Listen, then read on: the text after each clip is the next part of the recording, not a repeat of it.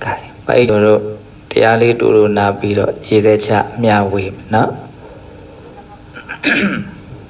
thì mình rồi nhận ra cái về chỉ đôi xem bị cái gì cái gì mà quay lo này ra giao cái này mà cụ tu tiền tập bảo á nó lông đuôi mai về mua chăng giống như này bằng bảo á bằng thằng nào mà giao tòa cái lũ xì chẳng như cha này ngã ta tụi mi này cả ngã đuổi gì vậy bị rồi cụ tu có mua đi chỗ này ra để lũ tí này miền này bị rồi yêu thay ra để cụ tu có mua go quan nhau nu mỏ taรู้khó bị rồi còn biết để bằng bảo á bằng thằng nào giá trị gì bộ giáo sĩ gì bộ số đấy một miếng đấy chịu trên này quay lòng toa này mi bao rồi ta mi rồi lâu này nè lâu nó ta lấy đi nè một miếng đấy lâu của lâu cha đấy bộ đó quay lòng toa đấy bộ cô đâu quay lòng toa vì gì chỉ là chẳng cha đấy bộ cô đi xây này lâu chắc chắn ta là những gì gì bộ đó vì vậy tôi chỉ về bây giờ nhà đang bị uế rồiဆိုတာလည်းပဲရှားနိုင်တဲ့ဘဝကအလွန်နည်းပါတယ်သို့တော်လည်းပဲတကယ်လို့လိုအပ်တဲ့ဘဝကိုများရောက်နေလို့ရှိရင်ရပါစေဆိုပြီးတော့ကိုတက်နိုင်တဲ့လောက်တက်နိုင်တဲ့အလုပ်ကိုလုပ်ကြရတာပေါ့နော်အဲ့တော့မိဘအတွက်ဒီကုလိုကရမရမသေးကြပြီမလို့ကိုအတွက်တော့ဒီကုလိုကောင်းမှုကပြုပြီးသားဖြစ်သွားတာပေါ့အဲ့တော့မိဘအတွက်ကတော့ရနိုင်တယ်မရနိုင်ဘူးဆိုတာတော့ဟိုဘက်ကသူဖြစ်နေတဲ့အခြေအနေပေါ်မှာအဓိကမူတည်မယ်ပေါ့ကိုကတော့လှုပ်เสียရှိတာကိုလှုပ်ပေးရတဲ့သဘောပါပဲဟုတ်လားအဲ့တော့အရေးကြီးတာကကိုပြုလိုက်တဲ့ကုသိုလ်ကောင်းမှုလေးကတန်တန်ရှင်းရှင်းစင်စင်ကြဲကြဲဖြစ်ပြီးတော့မေတ္တာနဲ့စေတနာနဲ့အမြတ်တမ်းဝေနိုင်ဖို့ဟုတ်လားအဲ့လိုကိုယ့်ရဲ့ကုသိုလ်ကောင်းမှုလေးတန်တန်ရှင်းရှင်းစင်စင်ကြဲကြဲဖြစ်စေဖို့ကိုယ့်ရဲ့စိတ်နှလုံးကလည်းပဲအေးချမ်းနေဖို့လိုမယ်ပေါ့နော်အမြတ်တမ်းပေးဝေကနေမှာကိုယ့်ရဲ့စိတ်နှလုံးလေးကလည်းပဲကြည်လင်းနေဖို့အေးချမ်းနေဖို့ဒီနည်းပြောရရင်တော့ကုသိုလ်စိတ်ကလေးနဲ့မြင့်မြတ်နေဖို့လိုမယ်ပေါ့ဟုတ်လားအဲ့ဒါကြောင့်မလို့ဘုန်းတို့တရားလေးနာရတယ်တရားနာတဲ့အခါမှာစိတ်နှလုံးကညင်နွမ်းနေတာလေးတွေဟာတန်ရှင်းစင်ကြယ်သွားတယ်ပူလောင်နေတာလေးတွေဟာငြိမ်သက်အေးချမ်းသွားတာပေါ့နော်ဒါကြောင့်တရားနာတဲ့အလုပ်ကသူ့နေရာနဲ့သူနေရာတိုင်းမှာအရေးပါတယ်ပေါ့အထူးသဖြင့်မိမိတို့ချစ်တဲ့ခင်တဲ့ပုဂ္ဂိုလ်တွေနဲ့နော်ခွဲရခွာရတဲ့ဒီလိုလောကရန်ဇိုးနဲ့တွေ့တဲ့အခါကာလမျိုးမှာပို့ပြီးတော့တောင်တရားနာတဲ့အလုပ်ကအရေးပါတယ်လို့ပြောရမယ်ကိုယ့်ရဲ့အတွေးအမြင်တွေကမှန်ကန်မှကိုယ်စိတ်နှလုံးကငြိမ်းအေးတာ哦အဲ့တော့တရားနာယူခြင်းကကိုယ့်ရဲ့အတွေးအမြင်တွေကိုမှန်ကန်စေတယ်လမ်းကြောင်းတည့်စေတယ်ကိုယ်စိတ်နှလုံးကိုတောကတွေပရိဒေဝတွေလောင်မြိုက်နေတယ်ဆိုတာကကိုယ့်ရဲ့အတွေးအမြင်တွေကမမှန်ကန်လို့ဒါကြောင့်အတွေးအမြင်မှန်ကန်ဖို့ကအလွန်မှအရေးကြီးတယ်အဲ့ဒီအတွေးအမြင်မှန်ကန်ခြင်းကိုနာယူလိုက်တဲ့နော်တရားဒေသနာတွေကအတွေးအမြင်မှန်ကန်ဖို့အတွက်အများကြီးအကြောင်းအထောက်ပံ့ပေးနိုင်ဟုတ်လားဒါကြောင့်တရားနာရလို့တရားလေးတူတို့ဘာပြောရင်တော့ဆိုတော့ဘုန်းတို့ဘုရားဘာသာဝင်တိုင်းနာယီဝထားတဲ့တရားလေးတစ်ပုဒ်ရှိတယ်အလွန်ကိုစိတ်ထဲမှာနော်စွဲနေအောင်မှတ်သားထားတဲ့တန်ဖိုးကြီးမားတဲ့ဒေသနာတစ်ပုဒ်ပေါ့အဲ့ဒါဘာလဲဆိုတော့အဘိနသုတ်တံလို့လူသိများတဲ့တရားဒေသနာတစ်ပုဒ်အနှစ်ချုပ်လေးပြောရမယ်ဆိုလို့ရှိရင်ယောက်ျားပဲဖြစ်ဖြစ်မိန်းမပဲဖြစ်ဖြစ်လူပဲဖြစ်ဖြစ်ရှင်ရမ်းပဲဖြစ်ဖြစ်ဘယ်လိုလူမျိုးမဆိုအမှန်တရားကြီး၅မျိုးကိုအမြဲမပြတ်စဉ်းစားရမယ်ဆင်ခြင်ရမယ်နှလုံးသွင်းရမယ်လို့မြတ်စွာဘုရားဟောထားတဲ့ဒေသနာအဲ့ဒီအမှန်တရားကြီး၅ချက်ကိုစဉ်းစားဆင်ခြင်နှလုံးသွင်းမယ်ဆိုလို့ရှိရင်မကောင်းမှုအကုသိုလ်တွေကိုဖြစ်ပေါ်စေတဲ့အထင်ရောက်မှုမှန်အမျိုးမျိုးကိုဖယ်ရှားပြီးတော့နောက်ဆုံးတန်ရောစဉ်ကုန်ခန်းနဲ့ အနုတရားတွေကိုပယ်ဖြတ်နိုင်တဲ့နော်မဲ့ဉဏ်ဖူဉဏ်တွေရပြီးတော့နိဗ္ဗာန်ကိုတောင်မျက်မှောက်ပြုနိုင်တယ်လို့မြတ်စွာဘုရားဟောတယ်အဲ့တော့အဲ့ဒီအမှန်တရားကြီး၅မျိုးအဘိနပစ္စုခိတ္တဗံအမြဲမပြတ်စဉ်းစားဆင်ခြင်ရမယ်လို့ဆိုတဲ့အမှန်တရားကြီး၅မျိုးအဲ့ဒီအမှန်တရားကြီး၅မျိုးကဘာတော့ဆိုတော့လူတိုင်းရဲ့နှုတ်ဖြားမှာစောင့်ဖို့လေးအနေနဲ့တောင်ရှိပြီးသားဖြစ်ခြင်းဖြစ်မယ်နော်။အိုနာတေကွဲကံနဲ့တွဲအမြဲနေတိုင်းရှုဒါမုန်းခြင်းဆိုတော့ဘုရားကြီးရဲ့လက်ရမြတ်စွာဘုရားရဲ့ဒေသနာလေးကိုနှုတ်ထဲမှာစောင့်ဖို့လွယ်အောင်နှိမ့်ချုပ်ပြီးတော့စီစဉ်ပေးထားတာအလွန်မှကောင်းပါတယ်။အိုနာတေကွဲကံနဲ့တွဲအမြဲနေတိုင်းရှုဒါဟာမိမိခန္ဓာသူတစ်ပါးခန္ဓာလို့ဆိုတဲ့ဒီဘဝရဲ့ဒီလောကရဲ့အမှန်တရားကြီး၅မျိုးဟုတ်လား။အိုရတယ်ဆိုတာဘဝခန္ဓာရဲ့မလွဲမသွေတွေ့ရမယ်ကြုံရမယ်တဘာဝတရားဘာနဲ့မှတိမ့်လို့ရှောင်လို့မရဘူး။နောက်ယုတ်တည်နံနေဆိုတာအိုတတ်တဲ့သဘောရှိတဲ့နော်အိုးကိုအိုရမယ်အိုခြင်းတရားကိုမလွန်ဆန်နိုင်တဲ့တရားတွေပဲဖြစ်လာပြီးရင်အိုရမယ်နော်အိုမင်းဟောင်းနှွမ်းဆွေးမြေ့သွားတဲ့သဘောတဘဝရဲ့အမှန်တရားကြီးအဲ့ဒါကိုစဉ်းစားရမယ်စဉ်းကျင်ရမယ်ငါဟာအိုခြင်းသဘောတရားရှိတယ်အိုခြင်းသဘောတရားကိုမလွန်ဆန်နိုင်ဘူးဒီလိုစဉ်းစားရမယ်အဲ့လိုမြန်စဉ်းစားမယ်ဆိုလို့ရှိရင်နုပြိုခြင်းကိုအကြောင်းပြုပြီးတော့ဖြစ်တဲ့မှန်ကိုဖယ်ရှားနိုင်တယ်တဲ့မဖယ်ရှားနိုင်ဘူးဆိုရင်တော့နေပါသွားစေနိုင်တယ်အဲ့ဒီနုပြိုခြင်းကိုအကြောင်းပြုပြီးတော့ဖြစ်တဲ့မှန်ကလည်းပဲမကောင်းမှုအကုသိုလ်တွေကိုဖြစ်ပေါ်စေတယ်ငါအရွယ်ရှိသေးတယ်ဆိုတဲ့အမြင်ကကောင်းတဲ့ဘက်ကိုသူကမသွားဘူးမကောင်းတဲ့ဘက်ကိုသွားတာဟုတ်လားဒါကြောင့်အကုသိုလ်ရဲ့အကြောင်းတရားဖြစ်တဲ့နော်ဝေယမန်လို့ဆိုတဲ့နုပြုမှုကိုအကြောင်းပြုပြီးတော့ဖြစ်တဲ့မန်ကိုဒါတွေဟာအိုတတ်တဲ့သဘာဝတွေအမြဲနုပြုနေမှာမဟုတ်ဘူးလို့ဒီအမှန်တရားကိုစဉ်းစားဆင်ခြင်ခြင်းအဖြစ်ဘုံဘုံတို့တွေကနေပါတော့အောင်ကြိုးစားရမယ်တဆင့်တက်ပြီးတော့ဖယ်ရှားနိုင်အောင်ကြိုးစားရမယ်မြတ်စွာဘုရားဟောတာလေးကအလုံးမစနစ်ကြတယ်အကြောင်းအကျိုးလေးနဲ့ဟောတာနော်ဒီလိုစဉ်းစားရင်ဒီလိုမကောင်းတဲ့တရားကိုပယ်နိုင်တယ်လို့ဟောတာဒါပထမအမှန်တရားပေါ့နော်ပြီးတော့ဘာတော့နာခြင်းခံခက်တဲ့သဘာဝနော်ဘုံဘုံတို့ရဲ့ဘဝခန္ဓာကြီးကနာခြင်းခံခက်မှုကိုနော်တွေ့ရမယ်ကြုံရမယ်ရှောင်လွဲလို့မရနော်အခံရခက်တဲ့သဘောနော်အတိတ်ဘဝသူများကိုနှိမ့်ဆက်ညှင်းဆဲခဲ့တဲ့ကံတွေများအထူးပါလာမယ်ဆိုလို့ရှိရင်တော့အမြဲတမ်းလို့အော်ဟစ်နေရတယ်ညှဉ်းညူနေရတယ်အနေအထားမျိုးတွေနဲ့နော်အချိန်ကုန်ကုန်လွန်သွားတဲ့လူတွေချို့မရှိဘူးလားရှိတယ်အဲ့လိုသသောဝါကြီးမဖြစ်အောင်တောင်မှဒီနာကျင်ခံခတ်မှုတော့ဘုံဘုံတို့ဟာအနေနဲ့များဆိုသလိုတွေ့ကိုတွေ့ရမယ်ကြုံကိုကြုံရမယ်ဒါရှောင်လို့မရဘူးတနည်းအားဖြင့်ဒီဘဝခန္ဓာကြီးဟာနာကျင်ခံခတ်တဲ့သဘာဝကြီးပဲဟုတ်လားတက်တောင့်တက်တာအမြဲဖြစ်နေတတ်တဲ့သဘာဝကြီးမဟုတ်ဘူးဒါအမှန်တရားအဲ့ဒါကိုဘုံဘုံတို့ကစိတ်ထဲမှာနောကြည်နေအောင်စဉ်းစားရမယ်ဆင်ခြင်ရမယ်ဟုတ်လားနားလာလို့ရှိရင်လက်မခံနိုင်တဲ့သဘောတွေနဲ့ဒေါသတွေနဲ့ဒေါမနတတွေနဲ့မပေါက်ကွဲအောင်ဟုတ်လားတချို့ကနာခြင်းသဘောတရားကိုမေ့နေတဲ့အခါကျတော့နာလာပြီဆိုတာနဲ့ငကောကစဉ်းစားဆင်ခြင်ထားတာမရှိတဲ့အခါကျတော့စိတ်ထဲမှာဒါကြီးကိုပါတော့လက်မခံနိုင်ဘူးဆန့်ကျင်ကန့်ကွက်ပြီးတော့ဘာမှလည်းအကြောင်းမထူပဲနဲ့စိတ်ရဲ့ဆင်းရဲခြင်းကိုထက်ဆင့်ပြီးတော့ယူကြတာပေါ့ခန္ဓာကိုယ်ကနော်နားနေလို့အခါရခဲ့ရတဲ့ကြားတဲ့စိတ်ကမထားတတ်လို့ထပ်ပြီးတော့ဘာဖြစ်တော့ဒေါသနဲ့ပူရတယ်လောင်ရတယ်ဟုတ်လားဒါကြောင့်အဲ့ဒီအခြေအနေမျိုးကိုကျုံလာပြီဆိုလို့ရှိရင်တတ်တာခွင့်ရအောင်စောသောတရားစခန္ဓာရဲ့ဒီနာတတ်တဲ့သဘာဝကိုကျွမ်းကျင်အောင်ဘုံဘုံတို့တွေကလေ့လာထားမယ်ဒါကြီးကဒီသဘောရှိတယ်ရှောင်မရဘူးအဲ့လိုစဉ်းစားရမယ်ဆင်ခြင်ရမယ်ဒါယောက်ျားဖြစ်ဖြစ်မိန်းမဖြစ်ဖြစ်လူဖြစ်ဖြစ်ရမ်းဖြစ်ဖြစ်ဘလို့လူမျိုးမဆိုချွင်းချက်မရှိဘူးเนาะ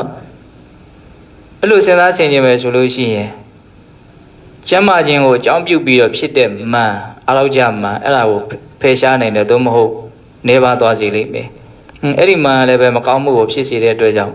နေပါစေတဲ့နဲ့ဖယ်ရှားပြစ်တဲ့နဲ့မှန်တစ်မျိုးပေါ့နော်အဲ့ဒီမှန်ကိုလည်းပဲမြတ်စွာဘုရားနော်နာတတ်တဲ့သဘာဝစဉ်းစားဆင်ခြင်ခြင်းအဖြစ်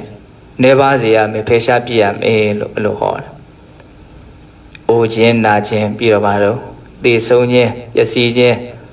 ဥထုဇဉ်တတ္တဝါတွေအကြောက်လန့်ဆုံးဘေးကြီးပေါ့ဘလို့ပင်ကြောက်တော်ညာလည်းပဲတည်တဲ့ဘဝခန္ဓာကိုရထားတဲ့အတွက်ကြောင့်ဒီဘဝမှာတော့သိခြင်းသဘောတရားကိုဘလို့မှမလွန်ဆန်နိုင်တော့တွေ့ရမယ်ကြုံရမယ်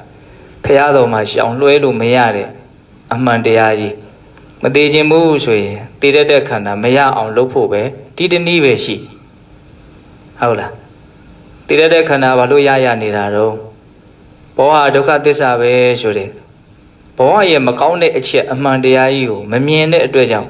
ဘောဟရဲ့ပုံမှာမမောမှုတွေ့တာမှုဆွေးလန်းမှုနဲ့ဘဝတဏှာတွေနဲ့ရစ်ပတ်ပွင့်အောင်ပြီးတော့နေလို့တည်တဲ့ဘဝတွေကထက်ကရတည်တဲ့ဘဝရပြီဟေ့ဆိုရင်ကတော့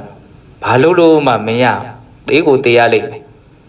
နေတာနဲ့မြန်တာပဲကွာမယ်အရင်နဲ့နောက်ပဲကွာမယ်သေးကိုတည်ရလိမ့်မယ်ဒါအမှန်တရားကြီးပဲဟုတ်လားအဲ့ဒီအမှန်တရားကြီးက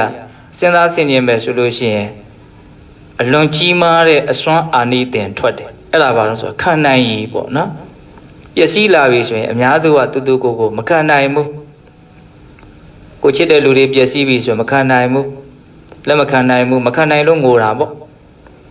ကိုချစ်တဲ့လူပျက်စီးရင်မခံနိုင်ဘူးဆိုရင်ကိုအချစ်ဆုံးဆိုတဲ့ကိုခန္ဓာကြီးပျက်စီးမယ်ဆိုရင်ပိုလို့တောင်ခံနိုင်မှာမဟုတ်ဘူးဟုတ်တယ်မဟုတ်လားအဲ့ဒီကြတော့မှတကယ်ပူမှာနော်ကိုချစ်တဲ့လူသေလို့ပူတဲ့အပူကဘာမှမဟုတ်သေးဘူးနော်ဒါတောင်ပူလာကြီးလောင်လာကြီးဆိုတချို့တက်သွားတာတွေဘာတွေရှိသေးတယ်ဟုတ်လားကိုအချစ်ဆုံးခန္ဓာပျက်စီးပြီကိုအချစ်ဆုံးခန္ဓာပဲခန္ဓာတော့ကိုခန္ဓာပဲကိုခန္ဓာပျက်စီးပြီဆိုအဲ့ဒါတဲ့အစာပေါင်းများစွာတာလွန်တဲ့ဒုက္ခကိုမဖြစ်စေနိုင်တယ်လို့ဒါကိုတော့ကြိုတင်ပြီးတော့ဘုန်းတော်ဘာလို့ထားဖို့လို့တော့နားလေထားဟုတ်လားဒါကြောင့်ရှောင်လွှဲလို့မရတဲ့ဒီပျက်စီးခြင်းအသေးဆုံးခြင်းဘဝခန္ဓာရဲ့အမှန်တရားကြီးတော့စဉ်းစားဆင်ခြင်မယ်ဆိုရင်အလွန်ကြီးမားတဲ့အကိုထိုက်တဲ့နော်စွမ်းအားတတ္တိတွေကိုတောင်ရသွားစေနိုင်ပေခြင်းတရားစဉ်းစားထားဆင်ခြင်ထားရှောင်လို့မရဘူးပြီးမှအထိတ်တလန့်နဲ့ထူးထူးဆန်းဆန်းတွေလုံနေလို့မရဘူးကြောက်ပါတယ်လက်ပါတယ်ပြောလို့လည်းပဲလွတ်မှာမဟုတ်ဘူးတချို့ဆိုရင်ပြောရတာရှိတယ်မကယ်နိုင်ကြတော့ဘူးလားမရှက်မကြောက်ပြောကြတော့တာတကယ်လဲအကြောင်းထူးတာလည်းမဟုတ်မကယ်နိုင်ဘူးလားလို့မေးလဲကယ်နိုင်မဲ့လူကရှိလားလက်ရှိမှာတော့ကယ်မဲ့လူကစားသူလည်းသွားရမှာလေအကုန်လုံးဘဝဒုတိယကြီးပဲဟုတ်လားဒါကြောင့်သေခြင်းတရားဆိုတာအလွန်တရာမှတော့စဉ်းစားမယ်ဆိုရင်စွမ်းအားတတိမြင့်မားတဲ့လူသားတစ်ယောက်ရဲ့အနေအထားကိုရောက်စေနိုင်ဒါကြောင့်မြတ်စွာဘုရားသေခြင်းကိုစဉ်းစားလို့ခိုင်းတယ်အဲ့ဒါသေခြင်းကိုစဉ်းစားရင်ဘာဖြစ်တော့ရှင်သန်မှုကိုအကြောင်းပြုပြီးဖြစ်တဲ့မန်ဇီဝိတမန်အဲ့ဒီမန်ကိုနေပါသေးတယ်သို့မဟုတ်ဖယ်ရှားပြနိုင်တယ်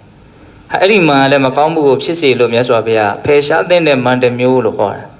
ဘုန်းတော်ကနေနေရတယ်ကိုမသေးဘူးထင်နေတယ်မသေးဘူးလို့ထင်တဲ့အထင်နဲ့မန်နဲ့ဟာတွဲနေသေကောင်ပေါင်းလည်းဖြစ်ပြီးတော့နေလားညာလားငါပဲချိန်မှန်သေမလဲမသိဘူးဆိုတဲ့လူမမောဘဝရောက်နေတဲ့အနေအထားမျိုးနဲ့အခုမာချာနဲ့ကိုသေလူလို့မတွက်ဖဲနဲ့နေနေတဲ့အနေအထားစိတ်ရဲ့အခြေအနေချင်းကအများကြီးမခွာချဘူးလားခွာချရနော်ခွာချတော့သူကမန်အကုန်ကြနေပြီကိုခဏနေရင်သွားရတော့မယ်ဘယ်ချိန်သွားမှမသိတာပဲရှိတယ်သွားတော့မယ်လို့လက်ခံထားလိုက်ပြီဆိုလို့ရှိရင်ဘာမှကြံတာတွေကအရေးမကြီးတော့ဘူးငါဘယ်သူကဘာပြောနေတာဘယ်သူကငါပေါ်ဘလို့ထင်းနေတာထားလိုက်တော့အဲ့ဒါတွေဘာမှအရေးမကြီးဘူးဘယ်သူကဘာဖြစ်နေတာဘယ်နာကဘာတွေဖြစ်နေတာထားလိုက်တော့အဲ့ဒါတွေဘာမှအရေးမကြီးဘူးဟောဆိုမန်ကမရှိဘူးလေဇီဝိတမန်မရှိဘူးလေသေမယ်ဆိုတာကြီးကိုသိနေတာအဲ့လိုပဲဘုံဘုံတို့ကသေကောင်ပေါင်းလဲအနေထားကိုမရောက်သေးတော့မှသေခြင်းကိုနီးနီးဆက်ဆက်မြင်နေမယ်ငါသေလို့ချင်းမေးသေနိုင်တယ်နော်လို့တွေးနေမယ်ဆိုရင်ဘဝရဲ့အရေးအပါဆုံးအရာခေါင်းထဲရောက်နေတဲ့အတွက်ကြောင့်ကျန်တဲ့ကိစ္စတွေကဘာမှသိပြီးတော့အရေးမပါတော့ခုကျန်တာတွေကိုဘုံဘုံတို့ကသိပြီးတော့အရေးပါနေတယ်ဟိုကလည်းအရေးပါဒီကလည်းအရေးပါဆိုတာတကယ်အရေးပါတဲ့အရေးအပါဆုံးအရာသေခြင်းတရားကိုခေါင်းထဲကိုဆွမြဲမရောက်သေးလို့ဟုတ်လားဒါကြောင့်မြတ်စွာဘုရားအဲ့ဒီဇီဝိတမှာရှင်သန်ခြင်းကိုအကြောင်းပြုပြီးဖြစ်တဲ့မန်ကိုသေခြင်းကိုစဉ်းစားခြင်းအပြင်ဖယ်ရှားနိုင်တယ်သို့မဟုတ်နေပါသွားစေလိမ့်မယ်ဒါဆိုရင်အဲ့ဒီမန်ကြောင့်ဖြစ်တဲ့အကုသိုလ်တွေကိုလည်းဘုံဘုံတို့ဟာဖယ်ရှားပြီးသားဖြစ်သွားတယ်နေပါစေပြီးသားလည်းဖြစ်သွားတယ်ဟုတ်လားအမှန်တရားပဲနဲ့ချက်ရှိပြီးတော့၃ချက်အိုခြင်းနာခြင်းသေခြင်းဟုတ်လား၅ချက်ပြီးအောင်ပြောရမယ်နော်အိုနာသေကိုယ်ကနှစ်တွဲဟုတ်လားမိမိချစ်ခင်ရဲ့မျက်နှာကနှစ်သက်အပ်တဲ့သက်ရှိသက်မဲ့အရာအားလုံးနဲ့မိမိတို့တွေကအမြဲတမ်းအတူတကွရှင်တွဲပြီးတော့နေကြရမှာမဟုတ်ဘူးဘလောက်ပဲစိတ်သဘောထားချင်းတိုက်ဆိုင်လို့ဘလောက်ပဲစိတ်ထဲကနှစ်သက်မျက်နှာမှုတွေနဲ့အမြစ်တာတွေနဲ့တန်ရောစင်တွေနဲ့ထွေးလုံးရစ်ပတ်ခတ်ပြီးတော့နေပေမယ်လို့ဒါဟာအမြဲတမ်းရမယ်အခွင့်အလမ်းတစ်ခုမဟုတ်ဘူးပြီးရင်မဖြစ်ရမှာတော့ခွဲကြရမှာဘယ်ချိန်မှတော့မသိဘူးနော် တေခြင်းပုံမှာမူတည်ပြီးတော့နော်ခွဲခွာခြင်းရဲ့ဟုတ်လားနှစ်ဆိုင်မှုနော်ခွဲခွာခြင်းရဲ့ဘယ်လိုပြောမလို့ခွဲခွာခြင်းကလည်းပဲအမျိုးမျိုးရှိတာဟုတ်နော်အရာတစ်ပါးကိုသွားလို့ခိတ္တခဏခွဲခွာတာရှိတယ်တချို့လည်းပဲခဏလေးခွဲသွားတာလို့ထင်ပြီးတော့နောက်ဆုံးသေးသွားတော့တစ်ခါမှပြန်မတွေ့ရတဲ့လူတောင်ရှိသေးတယ်ဟုတ်လားတချို့မသိဘူးလေသိပြီဆိုရင်တော့ပြီးခွဲရတာအိုးအဲ့တော့သူ့ကိုသိလိမ့်မယ်လို့လည်းမသိဘူးဘယ်နေ့မှကိုယ်နဲ့စကားပြောလိုက်သေးတယ်ဒါနောက်ဆုံးပဲလို့မသိနိုင်ဘူးဟုတ်လားတချို့ကိုယ်နဲ့စကားပြောလိုက်ရတယ်ဟာနောက်ဆုံးမှလားဟိုတနေ့ကဆိုတော့ဒါဘုံစီကိုဘုံရဲ့ဦးလေးကြီးလာတယ်စကားတွေပြောကြဟုတ်လားစကားတွေကိုပြောလို့မပြီးနိုင်ဘူးပြောနေကြတာအဲ့ဒီတုန်းကဒါငါနောက်ဆုံးပြောရမှာလို့ဒါငါအခုနောက်ဆုံးပြောနေတာနောက်ထပ်ဒီဦးလေးရဲ့မျက်နှာကိုငါထပ်မမြင်ရတော့ဘူးလို့ဘုံတို့မသိဘူးသူကလည်းပဲငါတူတီကိုလာတာဒါနောက်ဆုံးပဲနော်ဒီเจ้าကိုလာတာဒါနောက်ဆုံးပဲလို့သူလည်းမသိဘူးဒါပေမဲ့တကယ်တော့ဘာဖြစ်သွားအဲ့ဒါနောက်ဆုံးပဲအဲ့ဒါပြီးတော့မမြင်ရတော့ဘူးမတွေ့ရတော့သူစကားတန်လည်းမကြားရတော့ဘူးအဲ့လိုပဲလူသားတွေဟာကိုပြောနေတဲ့စကားကိုတွေ့နေရတဲ့အနေအထားဟုတ်လားဒီဟာတွေဟာနောက်ဆုံးပါလားလို့တချို့ဆိုရင်မသိကြဘူးတချို့ကလည်းအဲ့ဒါနောက်ဆုံးဖြစ်ခြင်းဖြစ်နေနိုင်တယ်ပေါ့ဟုတ်လားဒါကြောင့်သေခြင်းကိုစဉ်းစားလို့ရှိရင်နော်ခွဲခွာခြင်းကိုလည်းပဲတစ်ခါတလေဒီပိုင်းနဲ့ထဲတာစဉ်းစားပြီးသားလည်းဖြစ်သွားတတ်သေးတယ်သေခြင်းကိုအကြောင်းပြုပြီးတော့ခွဲကြရတာအများကြီးရှိတာပေါ့ဟုတ်လားအဲ့တော့ဒီခွဲခွာခြင်းဆိုတာလည်းပဲနော်အလွန်ကိုစဉ်းစားတဲ့အရာဘာလို့ဆိုတော့ဘုံဘုံတို့ရဲ့စိတ်တွေကကိုယ့်ဘဝလေးကိုအခိုင်အမာပြုတ်ပြီးတော့နေတယ်လို့ကိုယ်နဲ့နှိစက်တဲ့လူတွေရဲ့ဘဝရဲ့အပေါ်မှာလည်းပဲအခိုင်အမာပြုတ်ပြီးတော့နေကြတာကိုယ့်ဘဝမှာကိုယ်သာလည်းအရေးပါတာမဟုတ်ကိုယ်ဘေးကလူတွေကလည်းကိုချစ်တဲ့လူတွေကလည်းတချို့ဆိုထပ်တူထပ်မြအရေးပါနေကြတာရှိတယ်အဲ့ဒါခွဲခွာပြီဆိုရင်အလွန်ခံရခက်မယ်အဲ့ဒါအလွန်နာကျင်မှုဖြစ်မယ်ပေါ့နော်စိတ်ထဲမှာဒါကြောင့်မြတ်စွာဘုရားဒီခွဲခွာမှုကိုလည်းပဲစဉ်းစားထားသူလည်းအမှန်တရားကြီးရှောင်လို့မရဘူးအတူနေကြရတယ်ဆိုတာတကယ်ကခွဲဖို့ရှင်းရတယ်ဆိုတာသေဖို့မာရတယ်ဆိုတာနာဖို့ပြိုးရတယ်ဆိုတာအိုဖို့တကယ်တမ်းကဟုတ်လားအဲ့ဒါကိုဘုံဘုံတို့ကကျွမ်းကျင်ထားမှာစိတ်ထဲမှာဒါကိုအထူးဆန်းကြီးဖြစ်အောင်မထားသင့်ဘူးเนาะတွေ့လာကြုံလာလို့ရှိရင်အော်ဒါကြီးကတဘာဝပဲဒီနေ့ပြီးရင်မနေ့ပြန်ဟာတေချာပေါက်ရောက်လာမှဖြစ်တယ်လို့เนาะအတူနေပြီးရင်ခွဲခွာမှုကတေချာပေါက်ရောက်လာမှဆိုတာဘုံဘုံတို့ကလက်ခံထားရမယ်မခွဲခင်ကစကြည်ပြွန်ထားရမယ်ဟုတ်လားမကွဲခင်ကခွဲထားမှကွဲလာတဲ့ခါတတ်တာကိုမကွဲခင်ကတွဲထားတဲ့အခါကျတော့ကွဲလာတော့အဲ့ဒါအမြင်မပြတ်ဒုက္ခတွေရောက်တော့တာစိတ်တွေဆေးမရှိဘူးเนาะဒါကြိုတင်ပြင်ဆင်မှုနဲ့ပဲဘုံဘုံတို့ရဲ့စိတ်ကိုကုစားရမယ်ဟုတ်လားတရားဆေးကလွယ်လို့ကျန်တဲ့ဆေးမရှိဘူးအဲ့တော့မြတ်စွာဘုရားဒီကွဲကွာခြင်းကိုစဉ်းစားရင်ဘာဖြစ်မှာတော့တယောက်ပေါ်တယောက်เนาะဆန္ဒရာဂလို့ဆိုတဲ့လောဘတွေတန်ရောစင်နေနဲ့ထွေးလုံးရစ်ပတ်ခတ်ပြီးတော့နေတဲ့အနေအထားတွေကိုရှော့ချနိုင်တယ်သို့မဟုတ်ဖယ်ရှားပြစ်နိုင်တယ်ဒီဥစ္စာလည်းအရေးပါတာပဲဟုတ်လားမှတ်ထားနော်အိုရင်ကိုစဉ်းစားရင်နုပြိုခြင်းကိုအကြောင်းပြုပြီးတော့ဖြစ်တဲ့မန်ကိုဖယ်ရှားနိုင်တယ်နာခြင်းကိုစဉ်းစားရင်မာခြင်းကိုအကြောင်းပြုပြီးတော့ဖြစ်တဲ့မန်ကိုဖယ်ရှားနိုင်တယ်သေခြင်းကိုစဉ်းစားရင်ရှင်ခြင်းကိုအကြောင်းပြုပြီးတော့ဖြစ်တဲ့မန်ကိုဖယ်ရှားနိုင်တယ်အခုကိုယ်ခြင်းကိုစဉ်းစားရင်တော့ဘာတော့တယောက်ပေါ်တယောက်တွေ့တာမမောနေတဲ့တန်ရောစဉ်တရားတွေကိုဖယ်ရှားနိုင်တယ်တဲ့အဲ့ဒီတန်ရောစဉ်တွေကြောင့်မဟုတ်တာတွေလုံးမိပြောမိတွေးမိတာတွေအများကြီးရှိတာ哦ဒါကြောင့်သူကလည်းပဲဖယ်ရှားတဲ့အရေးပါတဲ့အရာတစ်ခုเนาะအိုနာတေကွဲပြီးတော့ဘာတော့ကဏ္ဍတွဲတဲ့သူကလည်းရေးပါတာပဲเนาะတတ္တဝါတွေအကောင်အဆိုးမျိုးမျိုးကိုเนาะတွေ့ကြုံနေကြရတယ်ရင်ဆိုင်နေကြရတယ်ဆိုတာအဓိကသူတို့ပြုထားတဲ့အမှုနဲ့တန်တဲ့အကျိုးရလဒ်တွေကိုရရှိနေတာပဲဟုတ်လားကောင်းတာပဲပြောဆိုတယ်ပဲပြောတော့ကိုလှုပ်ထားတာကိုရကြတာဟုတ်လားလှုပ်တယ်ဆိုတာကမ္မဆိုတဲ့ပါဠိစကားကိုအလုတ်လို့ပြောတာဟုတ်လားကာယကမ္မကိုယ်နဲ့လှုပ်တဲ့အလုတ်ဝစီကမ္မနှုတ်နဲ့လှုပ်တဲ့အလုတ်မနောကမ္မစိတ်နဲ့လှုပ်တဲ့အလုတ်ကိုပါခေါ်တော့ကံအဲ့ဒီကံနှစ်မျိုးရှိတဲ့အကျဉ်းများဖြင့်เนาะအတိတ်ကာလလှုပ်ခဲ့တဲ့ကံရှိတယ်အခုပြစ္ဆုတ်ပံဘဝမှာလှုပ်တဲ့ကံရှိတယ်နှစ်ခုလုံးရေးပါတာပဲဟုတ်လားကံဆိုလို့အတိတ်ကလှုပ်ခဲ့တဲ့ကံတစ်ခုတည်းကြီးရဲ့ဘုံဘုံတို့ကနားလည်ထားလို့မပြည့်စုံဘူးအဲ့ဒါအခက်မသိလို့ရှိရင်အဲ့ဒါပုပ္ပေကတဟေတုဒိဋ္ဌိတောင်ဖြစ်နိုင်တယ်နော်ကိုယ့်ရဲ့ကောင်းခြင်းဆိုခြင်းကအတိတ်ကာလပြုခဲ့တဲ့ကံတစ်ခုပေါ်မှာအဓိကမူတည်နေတာတော့ဟုတ်တယ်အဓိကကတော့ဒါပေမဲ့သူ့တစ်ခုတည်းပေါ်မှာမူတည်တာမဟုတ်ဘာပေါ်မှာမူတည်နေတယ်ပြစ္ဆုတ်ပံကိုယ့်ရဲ့လုပ်ရက်တွေပေါ်မှာလည်းမူတည်နေသေးတယ်ဟုတ်လားဒါကြောင့်ကံတရားကိုစဉ်းစားတဲ့အခါမှာကြည်ကြည်ပြည့်ပြည့်စဉ်းစားတတ်ဖို့ လိုမယ်ပေါ့တချို့ကပြည့်ပြည့်စုံစုံကြည်ပြည့်ပြည့်မစင်းသားတဲ့အခါကျတော့တော့ကံတရားရဲ့ပုံမှာတန်တရားဝင်ကြတာအမြင်မရှင်းကြတာအဝိရှိကိစ္စတွေဖြစ်ပြီးတော့တချို့စိတ်နှလုံးပင်ပန်းကြတာတွေရှိတယ်ဟုတ်လားဒါနားမလဲတာပေါ့လေနော်ဒါကြောင့်မြတ်စွာဘုရားဒီမှာတတ္တဝါတိုင်းဟာကိုပြုထားတဲ့နော်ကံနဲ့ထိုက်တန်တဲ့အကျိုးရလဒ်တွေကိုရနေကြတာဒါကိုစဉ်းစားရမယ်တဲ့တနည်းအားဖြင့်ကိုပြုခဲ့တဲ့ကံတွေရဲ့အကျိုးရလဒ်ကနေဘုံဘုံတို့တွေဟာရှောင်ပြေးလို့မရဘူးလှုပ်ပြီးပြီဆိုရင်တော့ဂျင်းကိုရင်ဆိုင်ရလိမ့်မယ်ဒီဥစ္စာဘုံဘုံတို့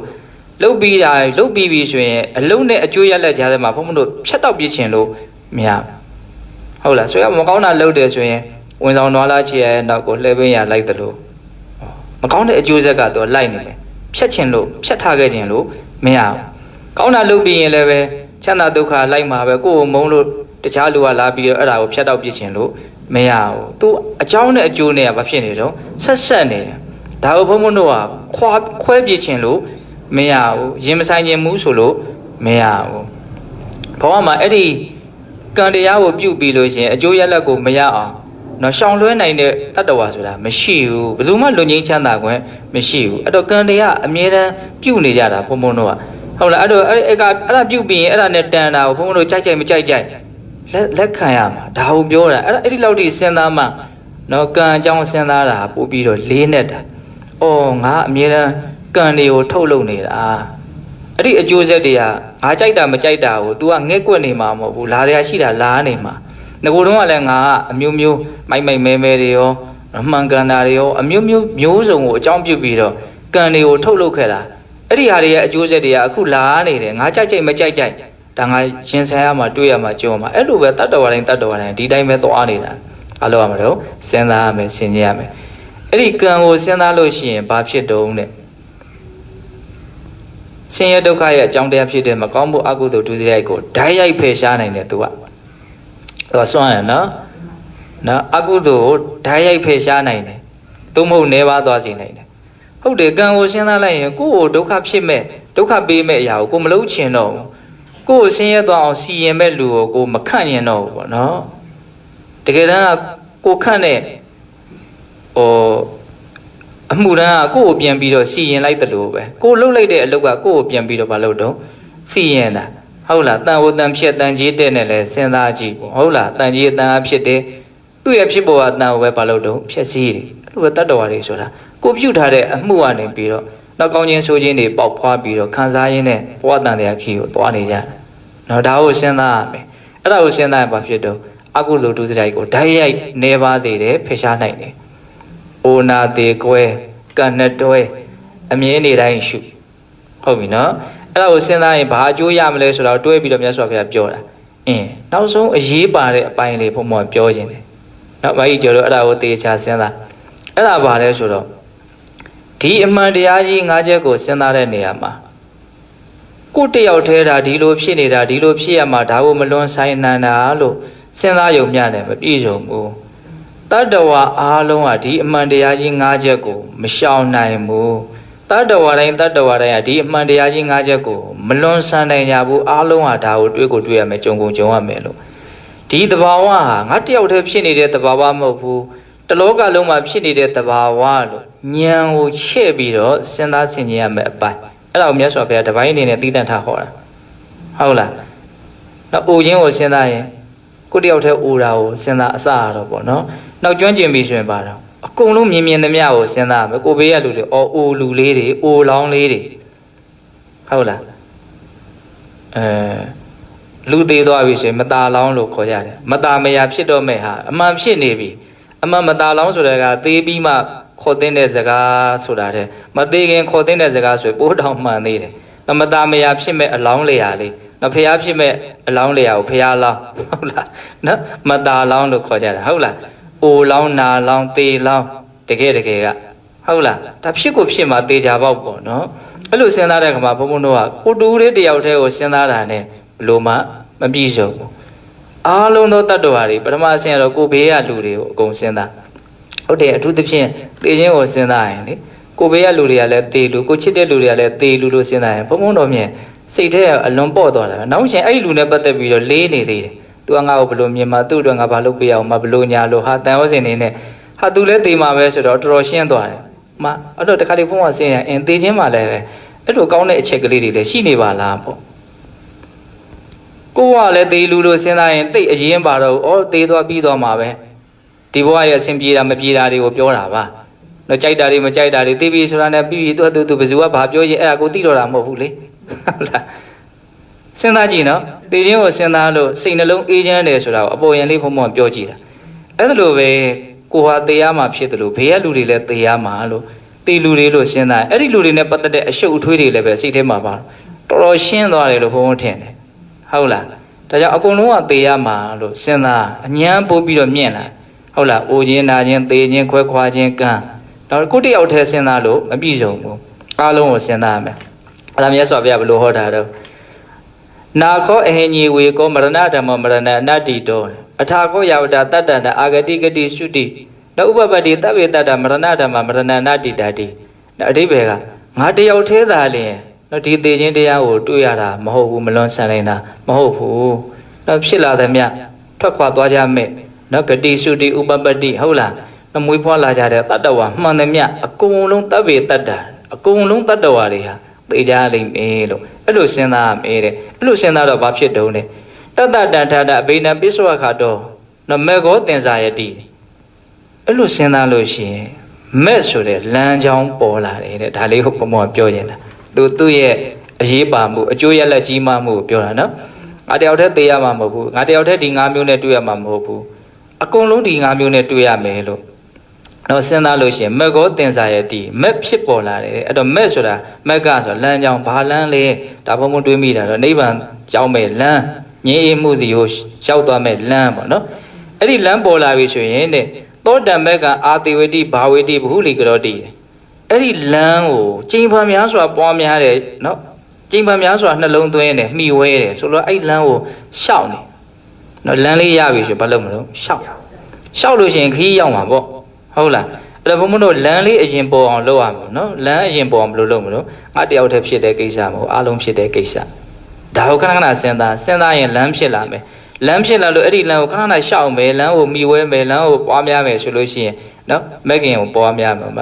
်မဲ့လို့ဒီမှာဟောတယ်ဟုတ်လားတောတမက်ကအာတဝတိဘာဝတိဘုလိကရောတိတတတမက်ကအာတဝတောဘာဝရတောဘုလိကရောတောအဲ့လိုမှီဝဲမယ်ပွားများမယ်ချိန်ပါများစွာလုပ်မယ်ဆိုရင်နောက်တန်ရောစနာနေတဘတောပိဟိယန္တိအလုံးစုံသောတန်ရောစဉ်တရားတွေကိုဖယ်ရှားနိုင်လိမ့်မယ်တဲ့နောက်အနုတရာဗျံတိဟွန်တိတဲ့နောက်အနုတရာတရားတွေအကုန်လုံးကိုကုန်ခန်းသွားစေလိမ့်မယ်တဲ့ယဟနာဖြစ်မယ်လို့ပြောတာပေါ်သေးသေးမအောင်မီနဲ့နော်အိုနာသေးခွဲကနှစ်တွဲကိုစဉ်းစားဆင်ခြင်ခြင်းဟာကြီးမားတဲ့စွမ်းအားအာနိသင်ကိုဖြစ်စေတယ်ဟုတ်လားစဉ်းစားတရားအားထုတ်တယ်ဆိုတာဤမျိုးစုံရှိတာနော်အလိုရင်းကဘဝခန္ဓာရဲ့အကြောင်းကိုအမှန်ကန်သိဖို့ကြိုးစားကြတာသတိပဋ္ဌာန်တရားအားထုတ်တယ်ဆိုတာကတော့ဖြစ်တိုင်းသိအောင်သူကကြိုးစားတာဒါကြတော့ဘာတော့စဉ်းစားဆင်ခြင်တဲ့ဤဘဝကြီးရဲ့မကောင်းတဲ့ဒုက္ခသစ္စာကိုသိဖို့အတွက်ရှေ့ရှုတာပဲသူကလည်းပဲဟုတ်လားနော်အိုကကောင်းသလားဘယ်ကောင်းမလို့ဘယ်သူမှမကြိုက်ဘူးအဲ့လိုပဲပိုးဆိုးတယ်နာတာပိုးတော့မကြိုက်သေးတယ်တကယ်နားလာပြီဆိုရှိတဲ့စီးတဲ့ကိုရင်ကိုမရှိနာခြင်းကိုမကြိုက်ဘူးပျောက်ချင်နေတယ်ဟုတ်လားသေတာကောင်းလားဘယ်ကောင်းမလို့ဟုတ်လားအဲ့လိုပြောရင်တာပါတော့ဘဝရဲ့သဘောအမှန်ကိုနော်သိအောင်မြတ်စွာဘုရားစဉ်းစားခိုင်းတယ်အိုနာတေကွဲကန့်နဲ့တွဲမြင်နေတိုင်းရှုဟုတ်လားဒါကိုစဉ်းစားတဲ့အခါမှာအရေးကြီးတဲ့ဆင်ရပါတော့ကိုတယောက်တည်းဖြစ်နေတဲ့ကိစ္စမဟုတ်ဘူးတလောကလုံးဖြစ်နေတာဒါအခုအခြေအနေမှာဒီစကားပြောစရာအလုံးကိုကောင်းတယ်ဟုတ်လားကိုတယောက်တည်းဖြစ်နေတာမဟုတ်ဘူးအများစုကြီးဖြစ်နေတာလောကကြီးရဲ့သဘောဒါတွေကဖြစ်တတ်တဲ့သဘောနော်အထူးဆန်းကြီးသိပြီးတော့လုံနေလို့မရဘူးဒါဖြစ်တတ်တဲ့သဘောနော်ခေတ်ဆက်မှာလည်းပဲတချို့ခေတ်ကာလတွေမှာဖြစ်ကြတာပဲလေဟုတ်လားအဲ့လိုဖြစ်ပြီးဆိုရင်ဘုံဘုံတို့ကဘာအမျက်ထွက်အောင်ကြိုးစားမလို့အော်လောကကြီးကဒီတိုင်းမှာလာ